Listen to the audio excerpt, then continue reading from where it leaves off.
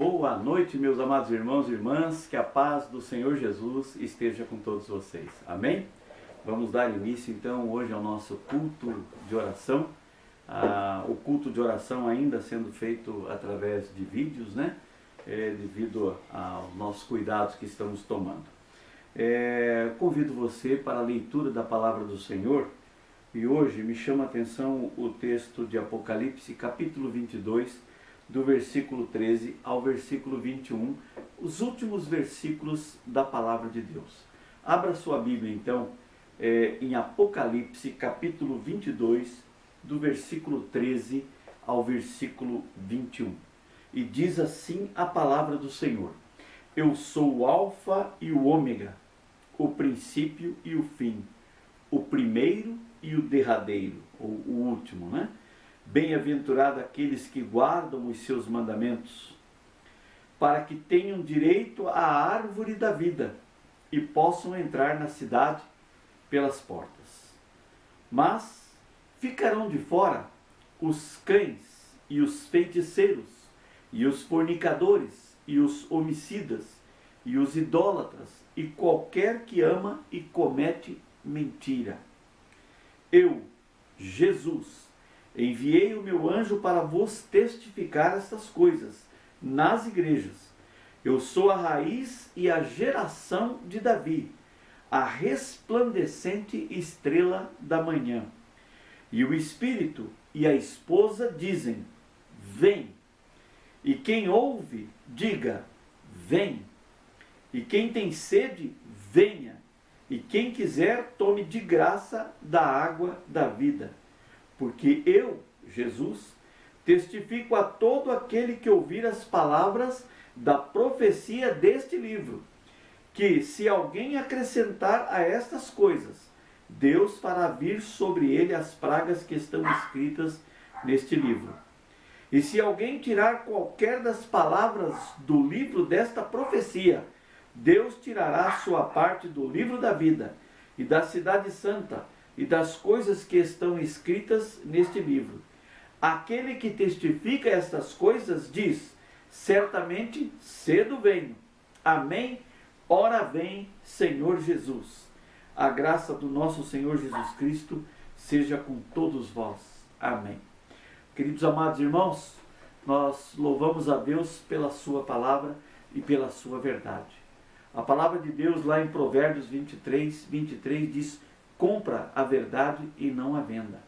Eu estou me referindo a isso porque hoje, mais especificamente hoje, dia 28 de outubro de 2020, tem se colocado alguns vídeos de um pastor falando algumas heresias, algumas coisas que nós, à luz da palavra de Deus, não concordamos.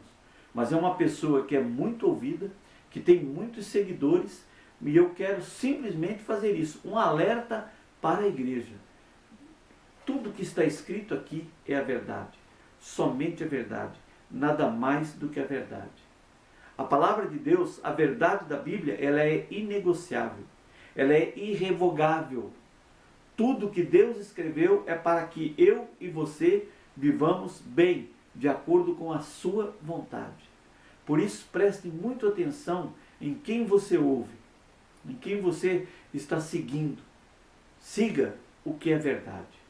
Assim eu oro por você e oro por todos nós, para que as verdades da palavra de Deus sejam aplicadas em nossas vidas, no nosso coração, na nossa mente, e não aquilo que o homem pensa. Tudo que nós pregamos, tudo que nós ensinamos, tudo que esses estudos que o pastor Roberto tem nos trazido, são todos baseados única e exclusivamente na palavra de Deus. Então creia na palavra de Deus. Amém? Vamos então assim começar orando e pedindo a direção de Deus para o estudo dessa noite que o pastor estará nos trazendo. Em seguida da oração, o pastor Roberto vai falar com todos nós. Querido Deus e amado Pai, nós te louvamos e rendemos graças ao Senhor pela palavra que vamos ouvir agora, pela palavra que lemos e pelas ricas promessas do Senhor. Pai, que o Senhor não permita, que teu Santo Espírito não permita o mau entendimento da tua palavra, mas que possamos realmente entender as verdades nela contidas. Eu oro, Senhor, por cada homem, mulher, jovem, criança que esteja nos assistindo nessa noite. E que o Senhor aplique as verdades da Tua palavra em todos os nossos corações. Assim eu oro, agradecendo em nome do Senhor Jesus. Amém?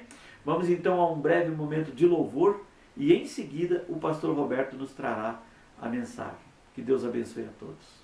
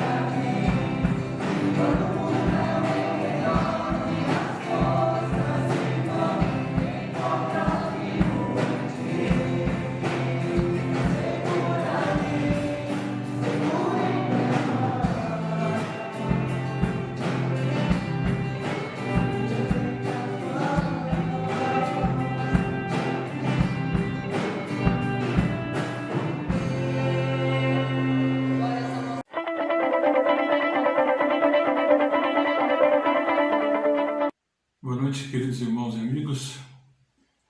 Nos reunimos mais uma vez para compartilhar a primeira carta de João.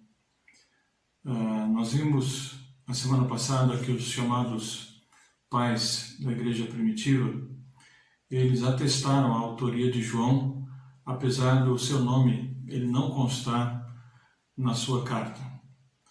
No ano 170 da nossa era, o reconhecimento da autoria de João, então, ela foi aceita pela igreja. O livro de 1 João é escrito por um pastor que amava os seus fiéis, amava as suas ovelhas e havia, então, enviado às diferentes igrejas cartas, sobre as quais ele exercia o seu ministério.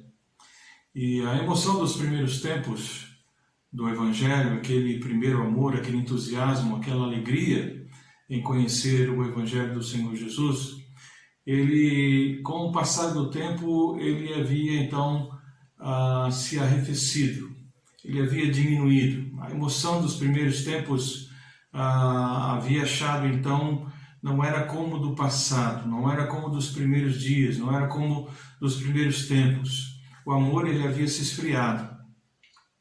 E o perigo estava dentro justamente da igreja e não fora.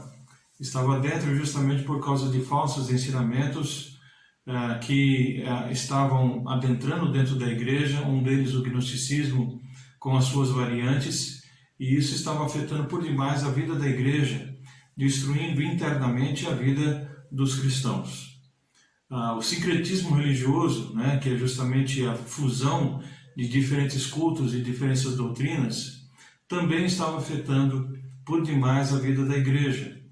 Era uma dessas heresias muito grandes que afetavam o dia a dia da igreja. Fora a questão do inclusivismo, onde essas palavras, tanto o sincretismo como o inclusivismo, foram palavras de ordem da época, então, no primeiro século.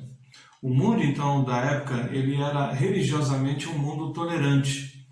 E com isso surgiram, né, várias religiões e anomalias no meio do povo, entre aqueles judeus que estavam dispersos, então, na Ásia Menor, que começaram tão bem, né, com relação ao Evangelho, com tanto entusiasmo, que agora, com o passar do tempo, já para o ano de 85 a 95, esse amor ele está se esfriando e as igrejas estão com grandes dificuldades por causa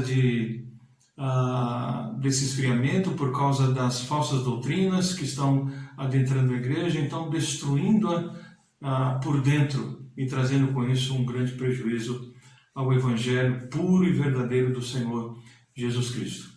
E é interessante notar que em nenhum outro lugar as falsas religiões, né, elas foram mais evidentes do que justamente na província romana da Ásia Menor, que é localizado justamente no oeste da Ásia Menor, tá? Onde hoje seria a moderna Turquia. A região ela formou então uma ponte entre os continentes da Europa e da Ásia, e através disso houve uma invasão e uma migração, né, para aquelas cidades. Muitas pessoas começaram a se deslocar e a se endereçar e a dirigir para essas cidades e passar a residir nelas. E como resultado, né, dessa migração, desse grande número de pessoas chegando, se formou um grande caldeirão de ideias, um grande caldeirão de filosofias e de religiões que estavam então ali no meio do povo. Novamente eu expresso que nós estamos nessa parte introdutória, né, como uma segunda etapa hoje, a primeira na semana passada, para podermos entender então o pano de fundo, o contexto cultural onde eles estavam vivendo. E nós falamos algumas coisas na semana passada sobre essa questão do império, né, e como os crentes estavam então envolvidos no meio de tanta idolatria, de tanta imoralidade. E hoje nós continuamos a falar sobre esse assunto e abordando alguns outros aspectos, olhando justamente para a questão dos cultos que eram realizados então naquelas cidades. E para você de novo lembrar, no meio desse povo, né, dessa cultura, que o povo cristão está então envolvido, ele está inserido, está no meio dessas pessoas.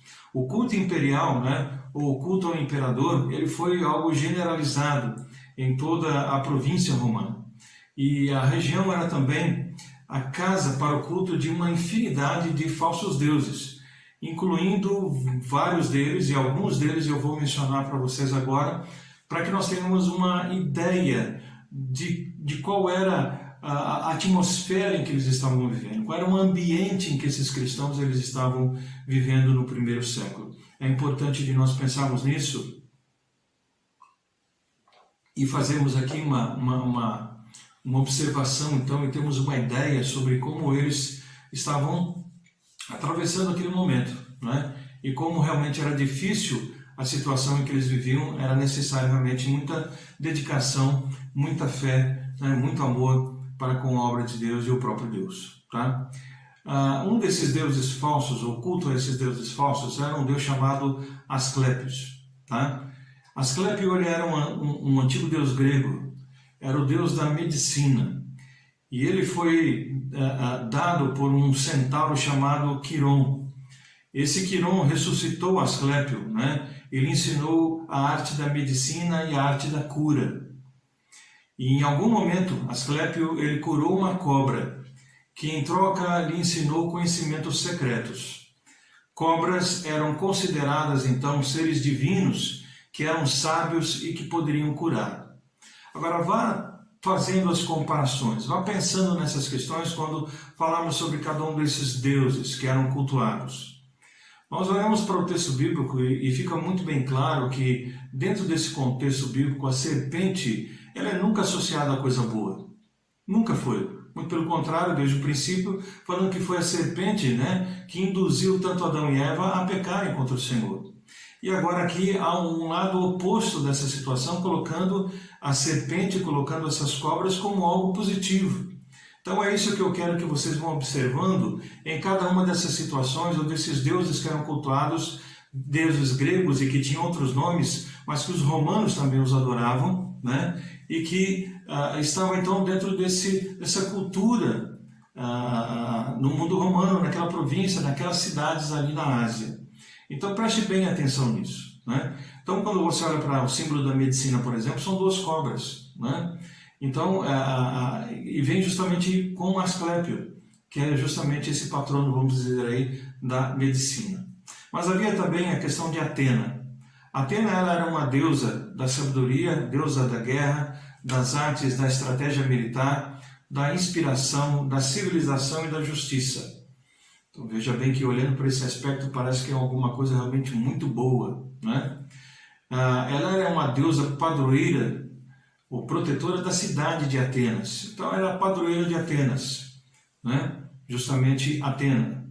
E era também a divindade protetora de um dos principais produtos agrícolas da Grécia Antiga, que era justamente o azeite de oliva. Tá? Então ela era a padroeira de Atena, da cidade de Atena, na Grécia, por onde Paulo também passou e outros servos de Deus, né? E ela então era adorada como uma deusa muito importante dentro dessas várias áreas que nós falamos da justiça, de questão de estratégia militar, arte, guerra, sabedoria e tudo mais. Tá? Então, tido como uma deusa que realmente poderia ajudar essas pessoas, principalmente em Atena, onde você tinha muitos filósofos, né? Então uma deusa que era adorada por eles. Você tinha outro deus chamado Zeus. Zeus, ele era o rei dos deuses gregos e governantes do Monte Olimpo, né? Ele era o deus do céu. Vai vendo aí, prestando atenção. Era o Deus do céu, do raio, do trovão, da lei, da ordem e da justiça. A guerra entre Zeus e o seu pai durou 10 anos. Então vai vendo que coisa boa, né? Um Deus guerreando contra o seu próprio pai, né? Até que ele então, Zeus, junto com seus irmãos, que chamavam Poseidon e Hades, eles subiram ao Olimpo e destruíram Cronos, tá? Que era o pai deles. Então Zeus, ele compartilhou com seus irmãos, Hades e Poseidon, o domínio do mundo. Agora vai vendo bem essas questões, o que é Hades no texto bíblico, tá? E cada um se tornou então um governante dentro de um determinado aspecto, dentro de um determinado lugar geográfico. Zeus, por exemplo, ele tornou-se o governante do céu e do ar. Hades se tornou governante, né, do reino dos mortos. Veja bem, tornou-se governante do reino dos mortos. E Poseidon, ele tornou-se governante das águas. Havia um outro deus chamado Dionísio. Dionísio, segundo a mitologia grega, ele é o deus que representa os ciclos da vida, né? Os ciclos vitais, o vinho, as festas, o teatro e os ritos religiosos. Era Dionísio. Seu representante, né, na mitologia romana era Baco. Então, os gregos chamavam de Dionísio, os romanos chamavam de Baco. E ele sempre é descrito como um jovem muito espalhafatoso, muito alegre, muito sorridente, sem barba, que diferenciava das pessoas naquela época, que geralmente usavam a barba, né? E que vivia embriagado pelo vinho, que estava sempre transbordando da sua taça esse vinho. Constantemente ele estava com a taça de vinho nas suas mãos. Também conta a lenda que ele era extremamente simpático, né? E a sua atribuição ao vinho também fez com que ele se ligasse às atividades prazerosas, como o erotismo, né? Tanto que fala a respeito de Deus Baco, Deus do vinho, então sobre as grandes orgias que havia lá na cidade de Roma. Então esse era um deus que era adorado também tanto por gregos como por romanos. Havia uma outra deusa chamada Cibele, uma deusa hitita que era adorada pelos gregos e pelos romanos. Ela era conhecida como a grande mãe, como a nossa mãe, né? Como muitos chamam aqui a questão de Gaia, a deusa da terra, né? A grande mãe. Cibele, ela personifica a terra fértil. É deusa das cavernas, deusa das montanhas, muralhas, fortalezas, natureza, dos animais selvagens, principalmente dos leões e das abelhas. Os seguidores mais devotados de Cibele, eles eram os galos, né? de uma determinada região, né, dos gauleses. Então eles eram homens que ritualmente se castravam e depois eles vestiam roupas de mulheres e assumiam identidades femininas. Está vendo tudo essa questão desses cultos a esses deuses? Tem alguma coisa que se identifique com a palavra de Deus? Né? Na verdade, tudo é contrário àquilo que a palavra de Deus ensina. Além disso, ainda havia mais um deus chamado de Apolo. Tá?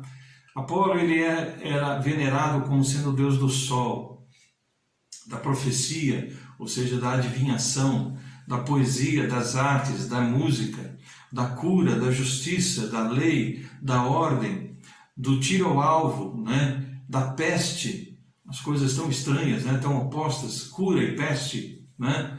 Dos rebanhos e das colheitas. Ele era responsável pela conexão, veja bem, entre o mundo dos deuses e o mundo dos homens. Ele era responsável pela comunicação entre o mundo dos deuses e o mundo dos homens. É isso que fala a respeito dele. Quem que é o intermediário entre Deus e os homens dentro do texto bíblico?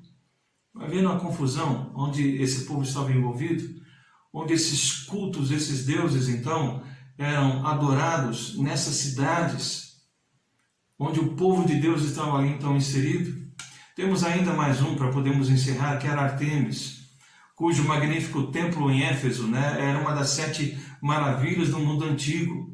Ela era a gêmea de Apolo, era a deusa da caça, da lua, da castidade, do parto, dos animais selvagens. É uma das mais veneradas divindades da mitologia grega, e na mitologia romana ela era chamada Diana, a Diana dos Efésios, né? Uma deusa cultual.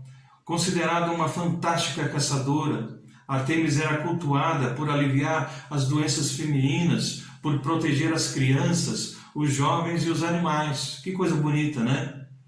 Artemis era considerada tanto uma prostituta sagrada, quanto uma virgem responsável pelos partos. Então é justamente nesse meio, no meio dessas trevas do paganismo, da superstição, né, que a igreja cristã, então, ela deveria brilhar como um farol, o farol da verdade. E aquilo que havia começado como uma luz muito forte, um farol realmente que estava dando norte para a vida das pessoas, começa agora com toda essa influência, com toda esse sincretismo religioso, né? Com toda essa inclusão, com toda essa miscelânea. Começa então os irmãos a arrefecerem. As igrejas começam a ter muitas heresias entrando dentro delas, então o amor do povo começa a se esfriar. E esse farol então vai apagando a sua luz. E esses cultos vão tomando conta das pessoas dessas cidades. E então a luz de Cristo ela vai diminuindo. Então a igreja na Ásia, né, vai sentindo exatamente toda essa cultura predominante que trazia um prejuízo muito, muito grande, né, para todos eles. Então a cada novo dia, ideologias apareciam, né, e inevitavelmente representavam uma ameaça, então, tanto externamente, né, a partir dessas falsas religiões, como internamente com os falsos mestres, que o próprio Senhor Jesus já havia dito, né, que eles são lobos vorazes. Então eles vão se infiltrando nas igrejas. As suas pressões, a opressão desses homens, né, a pressão desses homens dentro das igrejas, os seus falsos ensinos, já haviam começado a produzir os seus efeitos sobre as igrejas na Ásia. Alguns haviam se dividido, se tornando seguidores desses falsos mestres. Isso está em 1 João 2,19, que nós vamos ver depois. E apenas 2 das 7 igrejas, né, na região ali da Ásia Menor, né, abordadas em Apocalipse capítulo 2 e capítulo 3, que nós estamos vendo todas as manhãs, né, no nosso Café e Comunhão, somente 2 igrejas foram elogiadas pelo Senhor. De 7, apenas 2.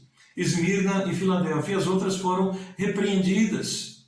Precisavam se arrepender por causa dos pecados que estavam dentro das igrejas, né? Então o mundanismo foi entrando, eles se tornaram igrejas tolerantes com as falsas doutrinas. A igreja de Éfeso, de Pérgamo, de Tiatira, de Sardes, de Laodiceia, permitiram que essas falsas doutrinas fossem entrando na igreja e destruindo a fé do povo. Então foi nesse local estratégico onde a batalha, né, contra as forças desse mundo tenebroso, as forças espirituais da maldade nas regiões celestiais, estavam sendo então muito contundentes.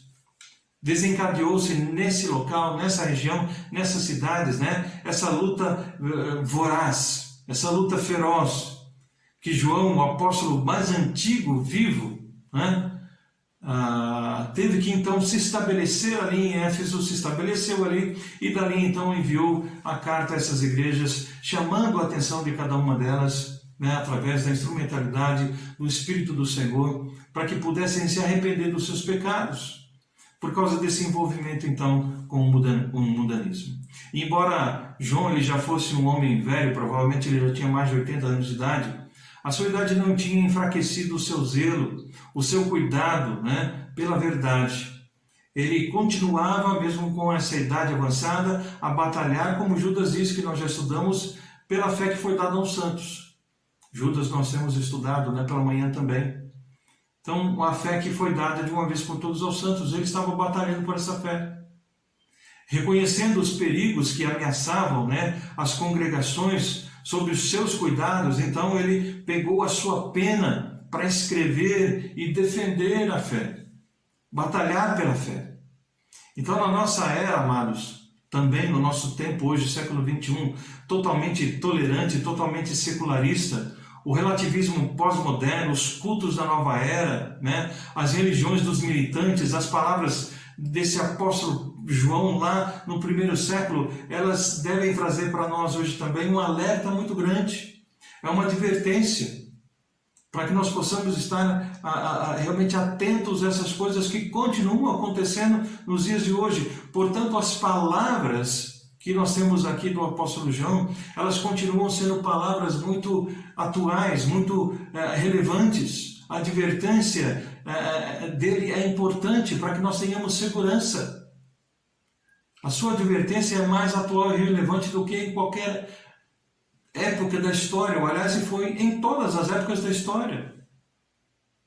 Tanto lá no primeiro século, como durante toda a época do cristianismo, chegando até os dias de hoje, e será até a volta de Cristo. Porque esses homens continuarão se envolvendo, se infiltrando nas nossas igrejas, tentando, como lobos vorazes, destruir o rebanho do Senhor Jesus Cristo, destruir as ovelhas do Senhor Jesus, com os seus falsos ensinamentos. Muitas vezes trazendo uma roupagem, né, aparentemente boa, como desses deuses que nós vimos anteriormente, justiça, da arte, da cura, né? das crianças, dos animais, causas, né, tão importantes, causas tão positivas, mas que na realidade são apenas uma fachada para tantas coisas erradas que existem por trás de tudo isso. Então, João disse àqueles irmãos, fiquem atentos, sejam cautelosos, arrependam-se do que vocês têm feito. Então, amados, essa mensagem é para nós também hoje.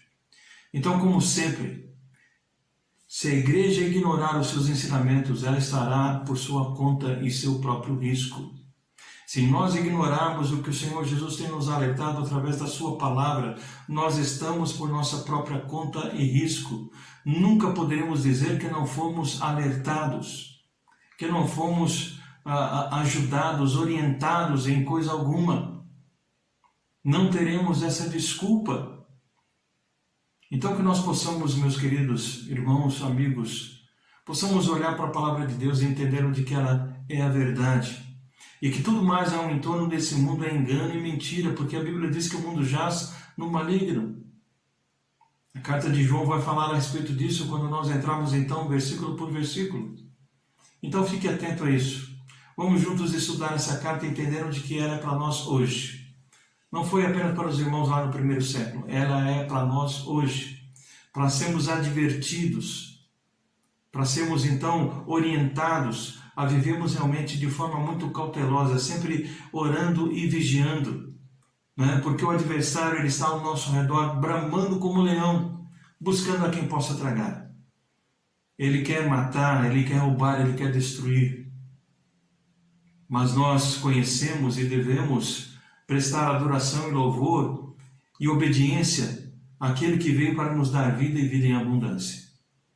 Então, que o nosso coração esteja envolvido com o estudo da palavra, que você possa dar muita prioridade, que você possa dar muito valor ao estudo da palavra de Deus e que juntos nós possamos estar desbravando esses textos bíblicos, esses versículos e tirando para nós ensinamento, tirando para nós alimento que possa fortalecer a nossa alma e assim nós possamos estar firmados na verdade e não nos deixando levar pela mentira e pelo engano. E dentro do possível também salvando alguns daqueles que porventura já se desviaram, mas que dando ouvidos a nós, possam então retornar aos caminhos do Senhor e realmente voltar ao primeiro amor. Então que Deus nos abençoe. Vamos orar. Pai, nós te agradecemos pela tua palavra e pedimos ao Senhor que nos oriente, nos ajude, para que nossos olhos estejam sempre bem abertos, a nossa mente, ó Deus, sempre muito obstinada, uma mente que esteja realmente muito atenta, muito concentrada, ó Deus, naquilo que é a palavra do Senhor, naquilo que é a verdade do Senhor, para não sermos em momento algum enganados por falsos ensinos, por falsos mestres que querem, ó Deus, nos iludir, nos enganar e nos desviar do caminho da verdade. Então nos ajuda e ajuda-nos, ó Deus, a trazermos de volta aqueles que porventura, ó Deus, estão trilhando por esse caminho. Orienta-nos e ajuda-nos a permanecer firmes na fé. Oramos em nome de Jesus. Amém. Amados, que todos tenham um bom restante de semana, na graça e na paz do Senhor, e que possamos permanecer firmes, no Senhor, na sua palavra, no desejo de cada vez mais estudarmos e conhecermos essa verdade que nos liberta. Que Deus possa nos abençoar. Amém, meus irmãos. Que bênção, né? Poder ouvir essa palavra, poder ouvir ter essa compreensão que o pastor tem passado para nós. Que Deus abençoe, como eu orei, que Deus aplique as verdades da sua palavra em nossas vidas. Amém? Vamos então ao nosso momento de oração. Eu quero pedir para que você se coloque junto comigo em oração. Continuamos orando, continuamos a orar pela Elaine, que está com câncer e está numa luta, numa batalha. Que Deus abençoe a Elaine, Também vamos orar pela Daiane, a amiga da Fran, que também ainda está com depressão. Vamos continuar orando firme em oração, Orar pelo pastor Ribamar e pela irmã Elza, e pelo Gary e pela Janete, pelo pastor Gary e pela irmã Janete. Amém? Vamos orar também, meus irmãos, pelo pastor Roberto e pela irmã Solange. A irmã Solange está com uma gripe muito forte e já há alguns dias, então eles vão fazer um tratamento, estão indo para fazer consulta para ver se não é algo muito mais sério, Então vamos orar, vamos estar dobrando nosso joelho, tá bem? Esse final de semana vamos orar pelo culto de domingo. O pastor Bill que vai estar pregando lá na igreja, já conversei com ele, Bill Hurt, e desculpa se eu pronunciei errado o nome, mas é assim que o meu brasileiro funciona, E orar também pela nossa viagem para Maringá. Eu e a Ana precisamos ir até Maringá, não tem mais como adiar. Janeiro foi a última vez que nós fomos lá ver o meu sogro e minha sogra, E não tem como, a gente precisa ir agora esse final de semana por uma situação que apareceu lá. Então eu peço para que os irmãos estejam orando pela minha viagem, junto com a Ana, até Maringá. Domingo nós estamos voltando. Amém? Vamos então nos colocar diante do Senhor e vamos orar. Pai querido e Pai santo, nós louvamos a Ti, glorificamos o Teu santo e precioso nome, Senhor. Eu peço, Deus, as bênçãos do Senhor sobre as nossas vidas. Peço, Pai, que o Senhor aplique essas verdades que acabamos de ouvir em nossos corações. Eu peço mais uma vez. Abençoe, Senhor, para que tenhamos a direção correta de quem ouvir, de onde seguir, e que as nossas vidas sejam sempre direcionadas, ó Deus, para olharmos verdadeiramente para a cruz, somente para a cruz. Eu peço em nome de Jesus. Eu coloco diante do Senhor os nossos motivos de orações. Continuamos orando, Senhor, pela Elaine. Continuamos pedindo, clamando por ela, pela saúde dela. Sabemos, ó Pai, que o Senhor é o Deus do milagre, o Deus do impossível. Por isso nós confiamos que o Senhor está cuidando da Elaine, Pai, e nós pedimos em nome de Jesus. Assim como oramos e continuamos orando pela Daiane, amiga da Fran, da Isilda, que está sofrendo aí com depressão, clamamos, ó Pai, para que o Teu Santo Espírito fale no coração dela e que de alguma forma ela possa ser alcançada pelo Teu Evangelho, Deus, e que ela possa ter a plena confiança de que o Senhor estará com ela, Deus. Oro também pelo pastor Ribamar, pela irmã Elza, pela vida deles, pela saúde, Senhor, deste casal que tanto serviram ao Senhor. Assim como o pastor Gueri, a irmã Janete, que tem sofrido com essas limitações, com essa pandemia, que o Senhor esteja abençoando e confortando, consolando o coração do pastor Gueri e cuidando, Senhor, da saúde dele e da irmã Janete. Também coloco diante do Senhor o pastor Roberto, a irmã Solange.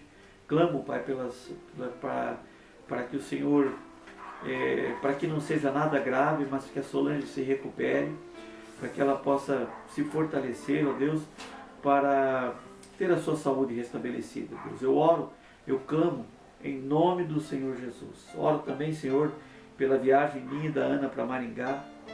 Peço para que o Senhor nos abençoe na ida, na volta, no tempo que estaremos lá. E eu clamo, Deus, também para que o Senhor esteja atendendo a oração que sempre fazemos em prol da Sofia, Senhor, a neta da Roselice. Que o Senhor cure o seu coraçãozinho. Que o Senhor dê a ela, Senhor, saúde. Que o Senhor restabeleça, Senhor.